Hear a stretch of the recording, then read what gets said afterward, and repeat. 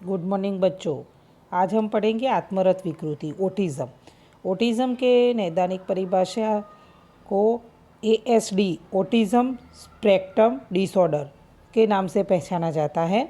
DSM आगे अपने ने ये चैप्टर के स्टार्टिंग में बोला था कि डीएसएम वर्गीकरण है, उसमें पाँच में ओटिज़म की सामाजिक संदेशाव्यवहार विकृति के साथ जोड़ के दर्शाए गए हैं। आत्मरत यह विकासात्मक विकृति है। 27 मार्च 2014 में अमेरिका की संस्था centres for disease control and prevention ने ऑटिज़म के प्रमाण का अध्ययन करके दर्शाया कि हर एक 68 बच्चों में से एक बच्चे में ये विकृति देखने को मिलती है।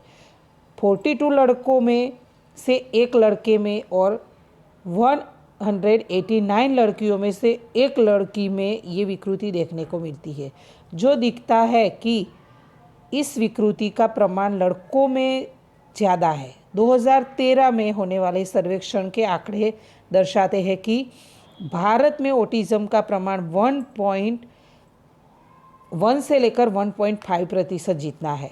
ऑटिज़म एक जटिल प्रकार की विकासात्मक विकृति है जिसके लक्षण जन्म के 3 साल में देखने को मिलते हैं। चेता तंतुओं की कमी के कारण पैदा होने वाली यह विकृति मस्तिष्क की सामान्य कार्यक्षमता का प्रभाव डालती है, जिसका प्रभाव बच्चे की सामाजिक अंतःक्रिया और शाब्दिक अशाब्दिक प्रत्यायन पर होता है। बच्चा एक ही कार्य बार बार करता है, अन्य व्यक्तियों के साथ आंख मिलाकर बात नहीं कर सकता है, ज़्यादातर वह अकेले खेलने की पसंद करता है। बच्चा अपना विचार और भावनाओं एक दूसरे व्यक्तियों के सामने पेश नहीं कर सकता है। बच्चा उसका कही जाने वाली बातों का बार बार पुनरावृत्ति करता है, यानी कि माता बच्चे को तू यहाँ आ ऐसा बोले तो बच्चा भी तू यहाँ आ या तू यहाँ आ ऐसा बार बार रिपीट करता है। असंबंधित तरीके से मुस्कुराता है, जैसे कि आपको यहाँ मैंने दर्शाया, और मंद मंद स्मित करता है। वास्तविक भयजनक परिस्थिति से उसको डर नहीं लगता, पीड़ा का अनुभव नहीं होता, कोई भी चीज़ को बार बार गोल गोल घुमाता रहता है। ऑटिज़म ग्रसित बच्चों में नींद में अवरोध, अपस्मार, पाचन संबंधी समस्याएं देखने को मिलती है। इसीलिए ऐसे बच्चों को औषधीय उपचार के साथ साथ व्यावहारिक मानसोपचार देने से फायदा होता है। उसको औषधीय उपचार भी देना पड़ता है और मानसोपचार भी देना पड़ता है। तो बच्चों ये हुआ आपका ऑटिज़म का समझ। बच्चों आगे हम पढ़ेंगे ध्यान की कमी या चंचल अति प्रवृत्तिशीलता। तो बच्चों में ध्यान को टिकाए रखने की समस्या और अति चंचलता के साथ संबंधित विकृतियाँ डीएसएम में चेतातंत्र के विकास से संबंधित विकृतियों के नाम से शामिल है। 4 वर्ष से 17 वर्ष के बच्चों में ग्रुप में हुई ये अभ्यास दर्शाते हैं कि अमेरिका में इसका प्रमाण हर वर्ष बढ़ रहा है। 2003 में एडीएचडी द्वारा प्रमाणित 7.8%, 2007 में 9.5% और 2011 में उसका प्रमाण 11% जितना हुआ। भारत में एडीएचडी का प्रभाव 5 से 10% जितना देखने को मिलता है। सामान्य तौर पर महिला बालक के सामने पुरुष बालक में इस विकृति का प्रभाव ज़्यादा देखने को मिलता है।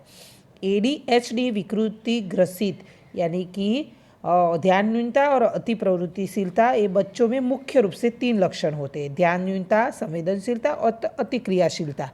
यानी कि ऐसे बच्चे जो होते हैं वो ज़्यादातर पढ़ाई में ध्यान नहीं दे पाते हैं और दूसरी प्रवृत्तियों में ज़्यादा प्रवृत्तिशील रहते हैं। पढ़ते समय उनका ध्यान नहीं रहता है। इस विकृति से ग्रसित बच्चा लंबे समय तक किसी एक उद्दीपक के प्रति ध्यान केंद्रित नहीं कर सकता है, सूचनाओं का पालन और जो करने में अक्षम होता है, कार्य को पूर्ण नहीं कर सकता है, आयोजनबद्ध तरीके से कार्य को संगठित करके पूर्ण करने में समस्या का अनुभव करता है। तो दीवा स्वप्न में रहता है, एक जगह पर लंबे समय तक बैठकर कार्य नहीं कर सकता है, शांतिपूर्वक न खेलना, अत्यंतिक वाचल, एक जगह से दूसरी जगह पर घूमना, दौड़ना, ये चीज़ों ऊपर चढ़ना, अपनी बारी आए तब तक धीरज न रखना, प्रश्न खत्म होने से पहले ही उत्तर दे देना, ऐसे लक्षण देखने को मिलते हैं बालक में। तो सब ऐसे विद्यार्थी मित्रों और ऐसे बच्चे जो होते हैं बार बार ऐसे गला साफ करना, शब्दों को दोहराना, फिर ऐसे उनको डिप्रेशन से नीचे दबे रहते हैं। तो बच्चों, ये हुआ ध्यान न्यूनता। ध्यान यानी कि बच्चे कोई भी एक कार्य में, पढ़ने, लिखने, खेलने में लंबे समय तक, अधिकतर लंबे समय तक ध्यान दे पाते नहीं हैं। और कम ध्यान रखना और अति प्रवृत्तिशील यानी लंबे समय तक एक जगह बैठ भी नहीं सकते हैं। तो ये एक प्रकार की विकृति है। तो विद्यार्थी मित्रों, आपको इस प्रकरण में व्यवहार की असामान्यता, उसका अर्थ, उसके प्रकार, उसके बारे में मैंने हम समझाया। शारीरिक बीमारियों के लिए व्यक्तियों की जागरूकता, सजागता प्राप्त, उतनी सजागता, समानता, जागरूकता को मानसिक बीमारियों के लिए प्राप्त करेंगे तो कोई मानसिक बीमारियों से बचा जा सकता है और इसका औषधीय और मानसोपचार पद्धति से उपचार हो सकता है। मानसिक बीमारी व्यवहार विकृति के बारे में गलत धारणाएं छोड़कर वैज्ञानिक दृष्टि से अपनाकर शारीरिक स्वास्थ्य के साथ साथ मानसिक तौर पे भी स्वस्थता प्राप्त कर सकते हैं। ऐसा नहीं कि मानसिक बीमारियों का इलाज नहीं है, साइकोलॉजिस्ट के पास जाए। उनकी कभी कभी ऐसा ज़रूरी होता है कि उनका आगे के चैप्टर में अपने समझेंगे कि सलाह और मानसोपचार। कोई कोई कार्य ऐसे होते हैं कि जो कोई कोई परिस्थिति की सलाह से काम उसका पूरा हो जाता है और कोई कोई ऐसे होते हैं जिसको ट्रीटमेंट देनी पड़ती है। तो मानसोपचार भी कभी कभी करना पड़ता है। तो बच्चों, आज के लिए इतना ही। और बच्चों, चैनल को लाइक और सब्सक्राइब करना